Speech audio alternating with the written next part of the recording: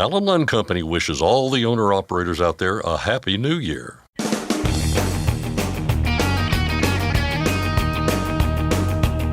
OOIDA, representing America's truckers since 1973, presents Landline Now with your host, Mark Reddick. We have a better picture today of what direction the leadership of the U.S. Department of Transportation might take over the next few years after the Senate Commerce Committee held a confirmation hearing with a nominee to head that department, Sean Duffy, a former member of Congress who has dealt with some trucking issues before. I'll cover that and get an update on FMCSA's proposed broker transparency regulation with OOIDA Director of Federal Affairs, Jay Grimes. January is Human Trafficking Awareness Month, and the trucking industry has been very active in helping in the fight against that problem. Landline Now senior correspondent Ashley Blackford will speak with Laura Cyrus of Truckers Against Trafficking about the efforts that are underway this month, as well as the year-round activities that are happening to educate people about this growing issue. And finally, 2 states are considering whether to change a law that could affect truck drivers in court, and they both involve various forms of tort reform. Meanwhile, the state of Wyoming is looking at a new source of potential funding for highways in the face of a transportation money shortfall. Scott Thompson gets the details from our state legislative expert, Keith Goebel. But first, the news with Scott Thompson. Thanks, Mark. Our top story today. Commercial motor vehicles have been elbowed out of a fast-track rule that would address security risks involving connected vehicles. The Department of Commerce published a final rule on Thursday that is set to take effect in March. In simple terms, the rule keeps technology manufactured by China and Russia out of the connected vehicle supply chain. While commercial motor vehicles were originally part of the plan, they were left out of the final rule. Regulators said the substantial compliance concerns associated with the commercial vehicle sector require a separate rulemaking. Diesel prices are expected to climb over the course of 2025. In its January short-term energy outlook, the Energy Information Administration forecasts a $3.57 per gallon average in the first quarter of this year, with increases each passing month. By the end of 2025, EIA expects that average to be about 20 cents higher at $3.76 a gallon. A federal court has thrown out a trucking company's lawsuit challenging the Department of Labor's new independent contractor rule. The rule, which was finalized a year ago, requires employers to consider 6 different factors when determining whether a worker is an independent contractor. In its lawsuit, Colt and Joe Trucking claims the 2024 rule was harmful to its business. The company said they had to spend more time and resources analyzing whether contract drivers are properly classified as independent contractors or employees. Colt and Joe claims it was forced to end working relationships with 4 independent contractors in April of last year and was unable to replace those drivers due to the uncertainties of the new rule. The case was dismissed due to lack of standing. Several other legal challenges to the Labor Department's new standards remain. The Federal Highway Administration is providing more than $352 million in emergency quick-release funds to repair major highways destroyed by Hurricane Helene. Interstates 40 and 26 in North Carolina and Tennessee will receive the bulk of that total. Travel between the 2 states remains limited. As of this week, 185 roads were completely closed, with 55 closed to truck traffic entirely. The mayor of Vail, Colorado, wants to hit truckers who violate the state's chain laws even harder in the pocketbook. Mayor Travis Coggin recently called on state lawmakers to increase fines after an incident last month in which several semis got stuck on eastbound I-70 through Vail Pass amid winter weather, causing the highway to shut down. The mayor said those trucks had just passed a chain-up station. $500 clearly does not change anyone's mind. I think I saw on the Vail Daily the other day, like the first snowstorm, 12 truckers had blown by. Tim, you were, I think, on a Mustang. I mean, it's offensive to our community, and I would like to see if we can get Eagle, Summit, Clear Creek, Jefferson, Lake, and Pitkin counties, including every other municipality in between who's on I-70, because there needs to be points or there needs to be a $20,000 fine. The mayor called on the city council to draft a letter to the governor and state legislators asking for action. The current fine for not having chains when they're required in Colorado is up to $500 and $1,000 if a truck gets stuck. For a full rundown of Colorado chain laws and chain laws throughout North America, head to the resources tab on landline.media. The governor of New York is calling for permanent speed cameras in work zones. Governor Kathy Hochul floated the idea during her State of the State address on Tuesday. New York State is currently in the middle of a pilot program that uses cameras in active construction zones. Another truck driver has learned a hard lesson about blindly following their GPS. Police in Irondale, Alabama say a commercial vehicle rolled over in a residential area Monday evening, spilling two 20,000-pound metal coils in the process. Police said the trucker was following their GPS, got confused, and lost their way. Fortunately, nobody was hurt, but police say the crash caused some property damage there. No word yet on citations. The owner of a pair of well-known truck stops has agreed to pay up as a result of alleged violations of the Clean Water Act. The U.S. Environmental Protection Agency announced that the Iowa 80 Group, owner of the Iowa 80 and Joplin 44 truck stops, has agreed to pay nearly $400,000 to resolve allegations that the company failed to comply with federal regulations that are meant to keep waterways free of petroleum products. The Iowa 80 Group, however, told Landline that there was no spill or leak of any kind and that this was nothing more than a paperwork error. And finally, Interstate Health has a new location for truckers in Knoxville, Tennessee. The clinic is at exit 398 off I-40 at the Pilot Travel Center. Interstate Health is designed to be a convenient place for people, including truckers, to walk in and receive urgent care, primary care, and occupational health services. That's Landline Now News for today. I'm Scott Thompson. Thanks, Scott. If you've ever had a problem with the broker, you have a chance now to change some of the biggest of those problems, and that is the lack of transparency. The Federal Motor Carrier Safety Administration has a proposed rule out that would go a long way toward fixing that aspect of broker problems, and you have a chance to help get it passed by making your voice heard. You can make your comments or find a guide about how to go about that at the website fightingfortruckers.com. Again, that's at the website fightingfortruckers.com.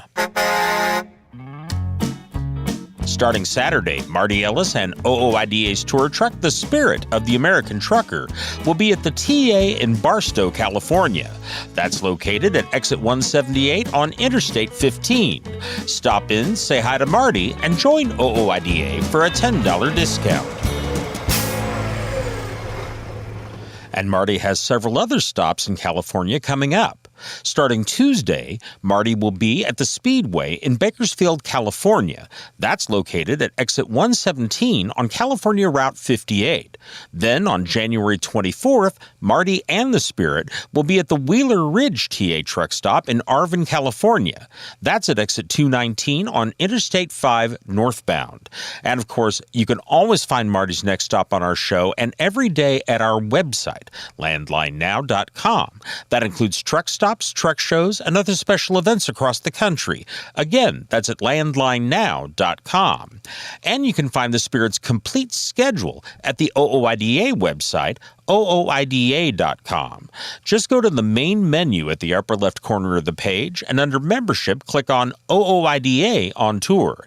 There you can find the next month or two of where the Spirit is headed. Again, that's at the association's website, ooida.com. The OOIDA Foundation is accepting applications for the OOIDA Mary Johnston Scholarship.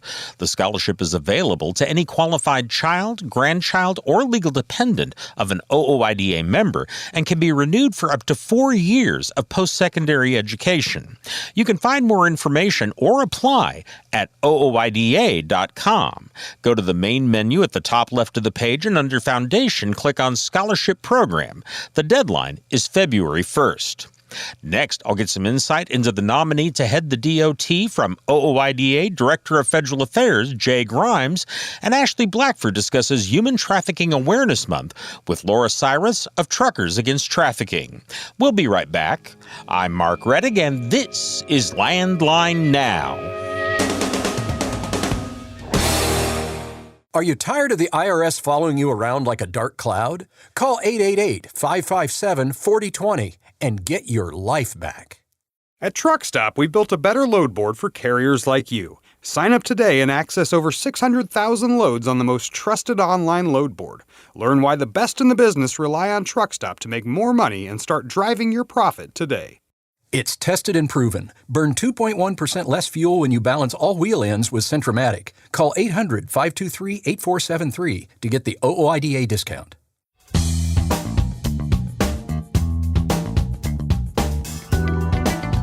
We have a better picture today of what direction the leadership of the U.S. Department of Transportation might take over the next few years after the Senate Commerce Committee held a confirmation hearing with a nominee to head that department, Sean Duffy. Welcome back to Landline Now. This is Regulatory Roundup, and I'm Mark Reddig. I'm joined, as always, by OOIDA Director of Federal Affairs, Jay Grimes. Jay, how are you doing? Doing well, Mark. Good to be with you.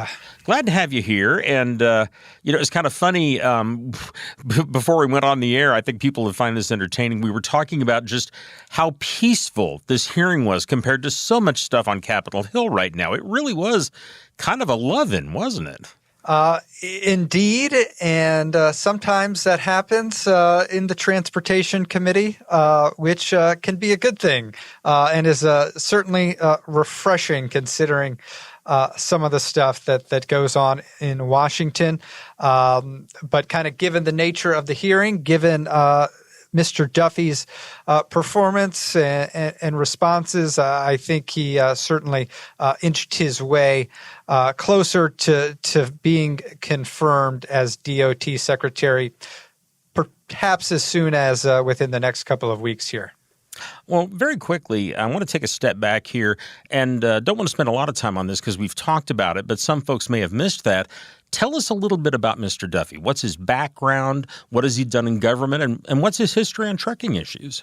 Right. So Mr. Duffy served in Congress as a representative from Wisconsin from 2011 to 2019. During his time in Congress, was mostly active on the Financial Services Committee, but, did show some support for small businesses and the fight against the ELD mandate. And that was, of course, we all remember a huge debate, 2017, 2018, 2019, as that mandate was going into effect. Mr. Duffy signed on to our letters of support asking FMCSA to grant exemptions for small business truckers who have kind of an exemplary history of safety.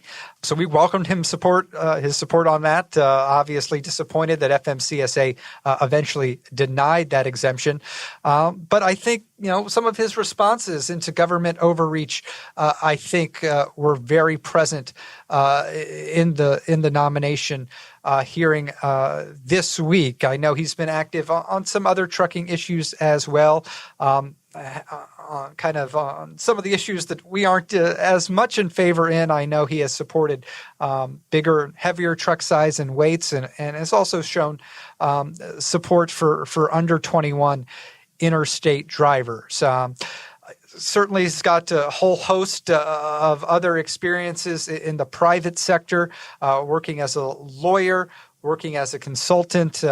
I think most notably kind of came to fame as a contestant on a MTV reality show in the late 90s and has also more recently appeared on a host as a contributor on Fox News. So he's been around Washington, also certainly has an extensive deal of private sector experience, but I think kind of showed a great combination of knowledge of how Washington and the federal bureaucracy works, but also kind of brought, I think, a refreshing perspective to the job and what's needed to improve things at DOT. Getting back to the confirmation hearing, I know that there were probably a lot of interesting questions, but I'm wondering if you can kind of describe, broadly speaking, what Mr. Duffy chose to emphasize overall in terms of his plans for the Department of Transportation. Right. So Senate Commerce, Science, and Transportation Committee Chairman Cruz, after his opening remarks, kind of led off with that line of questioning, asking Mr. Duffy, what he would like to achieve as DOT Secretary and kind of how he envisioned his legacy.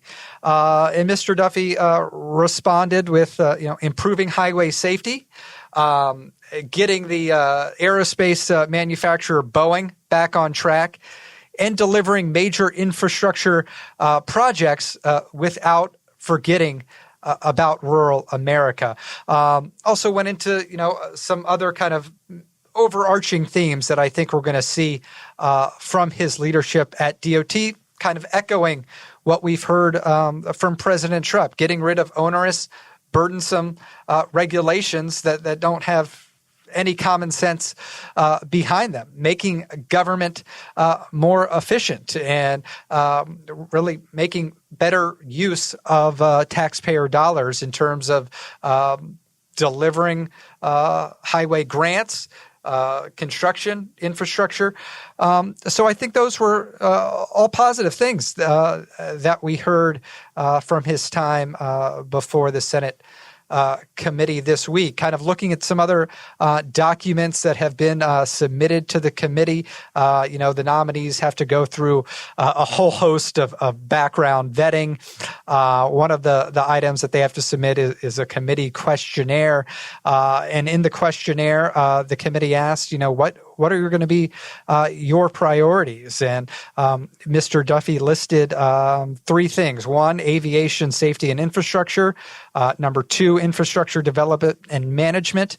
And then third on this list was regulation of emerging transportation technologies. So I think without going into too much specific policy details in the hearing, I think he addressed a number of critical themes that he is going to be looking to kind of take on once he is confirmed by the Senate. You mentioned earlier there that he's going to look at onerous regulations. That was the term. And, of course, we certainly have a batch of those in trucking now, don't we? I'm curious, and I know they don't normally do this in these confirmation hearings, but did he get specific at all? Did he mention any particular regulations that would be of interest to truckers? Did not get into trucking specific safety regulations during the hearing. More than one occasion, he addressed highway safety and reducing fatalities from preventable crashes. There were certainly a few questions from the senators that focused on that. Did not get to any specifics on trucking regulations, but even though that wasn't mentioned, I think speed limiters certainly is going to be on that list. Looking at some of these technologies in trucking and balancing the cost, the reliability, and the control that they could take away from an experienced driver out on the road. One that comes to mind for me is this pending automatic emergency braking mandate, which we are anticipating a final rule has been projected to come out this month. I'm not sure that's going to meet the mark given the transition that's going to take place next week. But we'll be monitoring to see if that's going to be something that DOT, FMCSA, the National Highway Traffic Safety Administration are going to be sticking with on the fast track, or are they going to pull back and maybe make some much-needed changes to the proposal that we saw on the heavy-duty side a little more than a year ago? Talking about those emerging technologies, I know one of them that truckers are concerned about is the whole issue of autonomous vehicles. And we certainly have some folks in government who think those are just going to solve everything. I'm curious if Duffy, in talking about these emerging technologies, addressed specifically autonomous vehicles. Yes. Again, multiple senators asked about autonomous vehicles in a kind of a general sense, not really breaking down cars and certainly not really getting into some of the different challenges and obstacles that autonomous trucks bring with them. But I think he made a couple of noteworthy statements.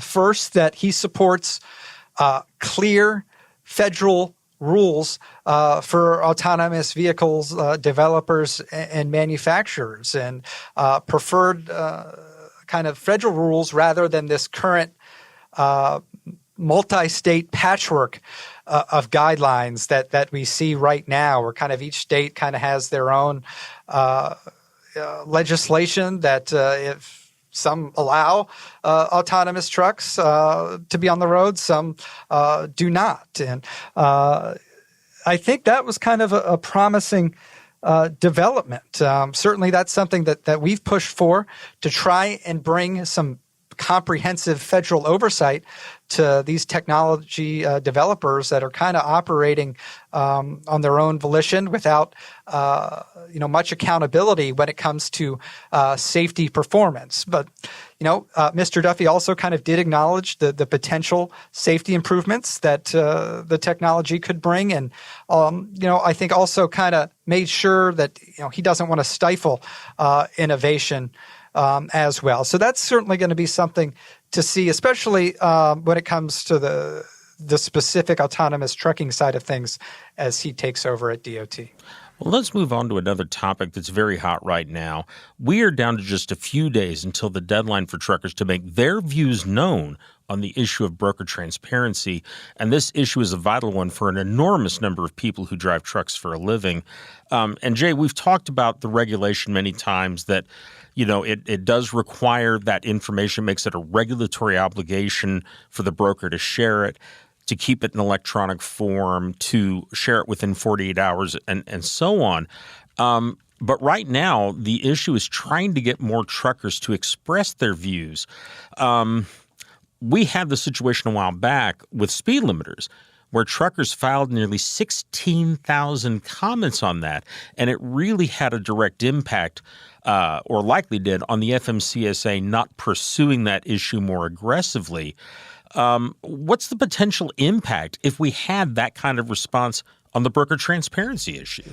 Yeah, I think it's going to send almost instantaneous message to the new leadership that's going to take over next week that improving broker transparency is a top priority for the trucking industry. I think we've got over 2,200 comments filed already, which is, I think, clearly a significant number. We want to increase the comments as we get down to crunch time here. The public comment period remains open through the evening of Tuesday, January 21st. Obviously, the new administration takes over January 20th. So this is kind of convenient timing to see that this push, which was really started initially by the Trump administration back in 2020, they accepted public comment period on our petition to improve transparency that was submitted back in May of 2020. We've kind of seen a back and forth throughout the rulemaking process, culminating in the proposal that was published a couple months ago. So really critical few days to get those comments in because we want to see the new DOT make sure that this proposed rulemaking eventually becomes a final rulemaking, not only maintaining some of the improvements that were proposed in November, but also supplementing those to really make this transparency rule as helpful as possible for motor carriers. Okay, well, Jay, we're out of time, but thank you very much for the information, and we will talk to you again soon. Thank you. I've been talking with Jay Grimes of OOIDA's Washington, D.C. office, and folks, we have people all the time I see talking about broker transparency on social media. We've seen people actually show up in Washington, D.C. with their trucks to protest on the issue. We certainly have a huge number of calls that come in here to OOIDA about it. It doesn't take any longer to simply make your comments, and we've made it about as easy as it can be made. You just have to go to the website fightingfortruckers.com. Again, that's fightingfortruckers.com. You can make their comments there, and they'll go straight to the FMCSA. We'll be back in just a moment with more news and information. I'm Mark Reddick, and this is Landline Now. Penske owns and operates some of the best-maintained vehicles on the planet. Our used trucks come with a 5-year maintenance report and pre-sale inspection. So if you're in the market for a top-quality pre-owned truck, look no further. Search our inventory today at PenskeUsedTrucks.com. Capital Reman, the leader in remanufactured diesel engines and components, has partnered with OOIDA to offer exclusive member benefits. Visit CapitalReman.com today to support America's transportation industry and take advantage of your benefits. Landline Now, welcome back. It is Human Trafficking Awareness Month. I recently spoke with Laura Cyrus, who is the Senior Director of Industry Training and Outreach for Truckers Against Trafficking. I talked to her about the work they do year-round, especially during this month. Yeah, so National Human Trafficking Prevention Month is January of every year. We just celebrated National Human Trafficking Awareness Day, which would have been January 11th. Like we always say to people, there's never a bad time. I mean, it's hard, right? It's difficult subject matter to talk about human trafficking. While there's never a bad time to talk about it, January is really great and is a really good time. What we find is that there's so much momentum behind just kind of having an awareness month that we are able to really engage partners around specific training initiatives that they may have or social media campaigns, just sharing the word about their partnership with TAT, about the effort, about human trafficking awareness in general. And we find that it just is a great collective effort to continue bringing awareness to the issue. What are some things Truckers Against Trafficking does throughout this month? Oh, my word. What are some of the things we don't do? I think I was on an interview with someone last week, and this number has already increased, but I think I counted over 36 events that we as a small staff are trying to participate in this month. But we are working to promote especially our new corporate training video, which we just released. That is a huge push for us this month.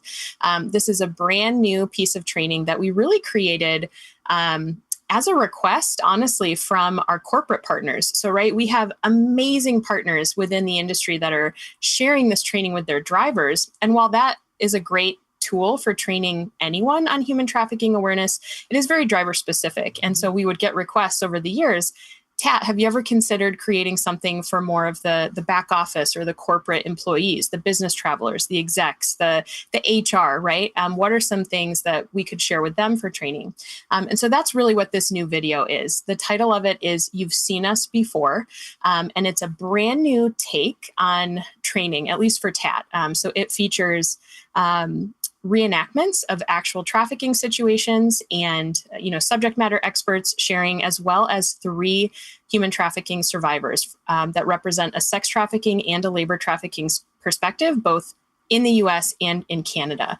So this new training is available on our website. Anybody can take it. We're actually finding that a number of our trucking partners have said, we're going to actually share this with our drivers as well. So we would encourage drivers to take a look at it as well. But it's a huge push for us this month, in addition to, right, just the continued effort to be a part of interviews and events and social media campaigns as well.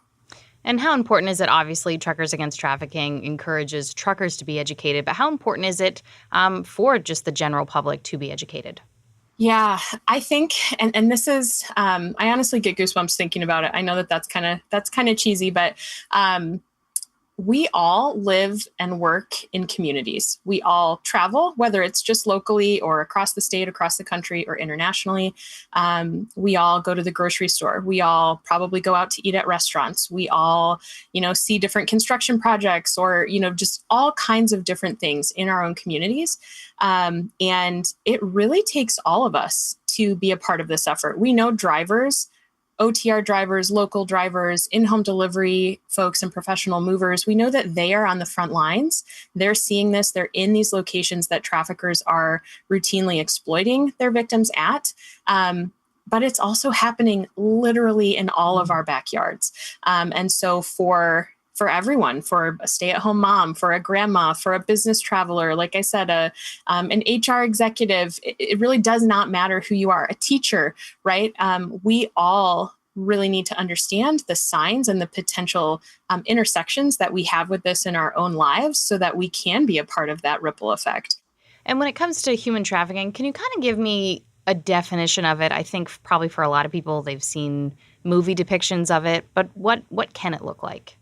Yeah, so we use the federal definition, which is human trafficking is the exploitation of human beings through force, fraud, or coercion for the purposes of either commercial sex, think prostitution, stripping, pornography, brothels, most typically pimps or pimping, as well as forced labor or labor trafficking. There are just some examples include sweatshops, agricultural fields, domestic servitude, construction work, nail salons, illicit massage parlors, those types of things. Anytime, whether it's forced labor or forced sex, there is a third party, a trafficker a victimizer, someone who is in control of someone else and making a profit off of their labor. That is human trafficking, and it is also known as modern day slavery. So that truly could look like a worker in a bar or a restaurant. It could be a construction site. It could be agricultural fields, meat packing plants, magazine crews, door-to-door magazine crews. That's an example. Folks that are forced to go door to door trying to sell magazine subscriptions, begging, panhandling on corners. Those folks are sometimes forced into sitting there and begging for money. So there's just a number of ways that this shows up. And I think another thing that would be great to promote this month as well, I know we've talked about it in the past, but is our TAT app, the app that we updated last year. And, you are able to filter red flag content by your specific role in the industry, whether it's energy, over the road driver, local driver, just member of the general public, or you can choose to see it all. But that's a way for you to sort of hone in on, okay, this is my day to day. What might the specific red flags look like for me in how I operate in my everyday job? But there are case studies there. There's, again, examples and red flags that I would really encourage listeners to download and check out, because it's a great tool to have in your pocket. You may not open it every day, may not be like a social media app that you're opening every day, but it's a great digital resource to have in your pocket if you ever suspect, am I seeing a minor that looks like they're engaged in commercial sex? What are some of those red flags? Am I seeing somebody that looks like they're under the control of a pimp or a trafficker, regardless of the age or gender of that victim or that trafficker? Am I seeing somebody at a place of business that looks like they are living on site, or someone that maybe doesn't have their own documents, their own ID, someone who isn't able to maintain their own money, those types of things. So anyway, I could go on and on about these red flags, but I think the reality is being able to know that there's something you can do. And that's what I love about the TAT training is it doesn't matter who you are. When you watch this training, no matter which one it is, you really get a sense of this could be happening to someone I know, or it could be happening in my neighborhood. And yeah, it is uncomfortable. It is hard to think about, what if I am the only person that is witnessing this crime right now? Do I have enough courage to make the call? And I think the great thing and the beauty of our training is we really try to reinforce for people it's okay to be wrong. Yeah. Here are these red flags. We're hoping that you're reviewing these, in the app or wherever. But if you really have that sense of something isn't right and you're not sure, just make the call. Law enforcement, the national hotline, everybody involved in reporting always says we would rather you call and be wrong than for you not to call and have that potential victim continue to endure a life of exploitation. Now, you mentioned really like a long list of things, ways that victims can be victimized. Do victims always know that they are victims? Do they realize the situations they're in? No. And that's what can be very hard, right? And that's not the fault of the victim by any means, right? We know traffickers are master manipulators. They are looking for people on the margins. They're looking for those that lack housing security, food security, love, relationships, attention, right? When we think about our children and our young people, they are playing off of their fears, their hopes, their dreams, and they are able to sort of step in and provide whatever it is that person is lacking at the time. And this victim may think that this person truly loves them. They've spent time getting to know them. They've spent time supplying them with clothing or food or shelter, a place to live. And they may indicate some type of relationship with this person and really say, hey, I love you. They're building, they're grooming, they're wooing their victim over a period of weeks or months. And the victim, may truly believe that they are in this relationship with this person. And so they may not consider themselves a victim. And that can be hard. But the reality is, if you have an opportunity to step in, there are some simple questions that you can ask. We obviously are not encouraging anybody to go in and try to, physically recover anyone. But just simple things like, are you okay? Do you need help? Is anybody forcing you to do anything that you don't want to do? something as simple as, can I buy you lunch, or can I give you this bottle of water? Something that opens up a potential conversation and really helps to see, honestly, just the humanity in other people. I think we lose that sometimes in our day and age because we are all so focused on, what's going on in our digital world or in our own lives. But just having the ability to look up, to notice if something isn't right with someone else, and just asking a simple question to try to start a conversation and see if there's anything about the situation that victim, expresses fear or concern about. And of course, truck drivers are in an excellent position as far as, how much ground they cover and being at truck stops. Do you have any stories of a time when a truck driver did step in and were able to contact law enforcement to make a difference? Yes, absolutely. So one of our Harriet Tubman Award winners, his name is Arian Taylor. And I love this story because he actually was not at a truck stop. He wasn't at a rest area. He was at a place of business waiting to get his load. And he was in this industrial area in California. It was 3:30 in the morning. It was pouring down rain, and he was delayed in getting loaded. And he was sitting there waiting, and he got a knock on his door. And it was a young woman who had tears in her eyes. She had literally everything she had with her in a plastic bag in her arms, no shoes, no cell phone, no identification. And she essentially relayed to him that she had come to that particular city that weekend with a friend and a friend's older boyfriend to party.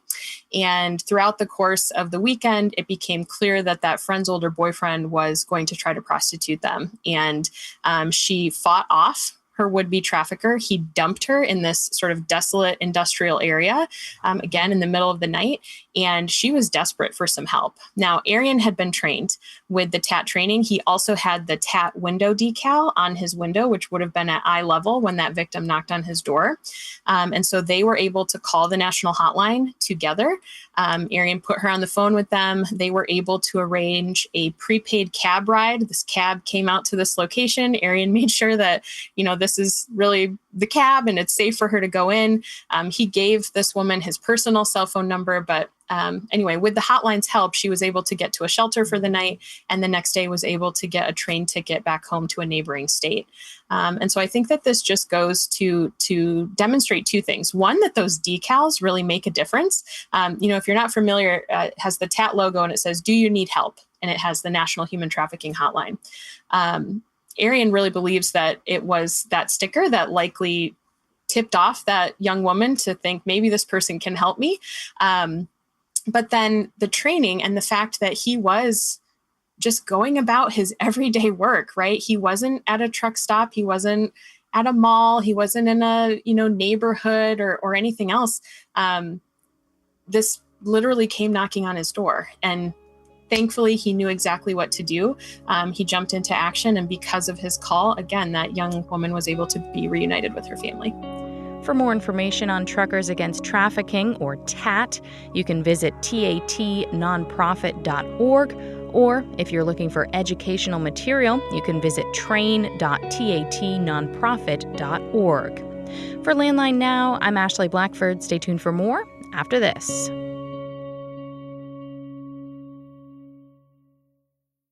Running on ultra-low sulfur diesel? Stay protected this winter with Howe's Diesel Treat and Diesel Lifeline. Steer clear of gel and ice with North America's #1 trusted brand. Find Howe's products nationwide at select retailers, auto parts stores, truck stops, and on Amazon.com. Since you started, what you've loved about trucking is the freedom. Heading out on your favorite route, a good driving song, and thinking about truck insurance. Well, maybe not that last one.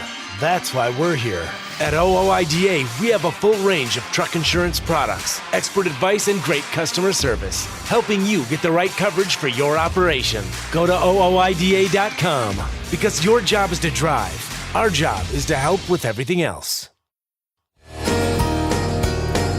Landline Now, welcome back. 2 states are inching closer to maybe taking action on tort reform measures that would add some protections for truck drivers involved in crashes. Joining us with the details, our own state legislative expert, Keith Goebel of Landline Magazine. Keith, good to see you. Scott, good to see you. I hope that we're not going to be limited to these 2 states over the course of the year when it comes to tort reform, but it's a start. Yeah, it's a good point because we have, I know we've talked about states in recent months taking a look at this issue. Hopefully, we see more states actually taking action on it. And let's talk about Indiana here. We'll start with them. You know, no secret to our listeners here that truckers often get the short end of the stick when it comes to accident lawsuits. Indiana is taking a look at this issue right now. What exactly is the conversation there? Yeah, well, Indiana a year ago, there was really around the country, there were more and more state houses seemingly where lawmakers were looking at the topic. Now they may be focusing on vastly different aspects of it, but in all, trying to make tort reform in some aspect. In Indiana, what they did a year ago was they focused on seatbelt usage in accident lawsuits. And what they've had previously in Indiana was that, if a jury in a case, they were prohibited from getting information of whether or not seatbelts were used by someone who was injured in an accident.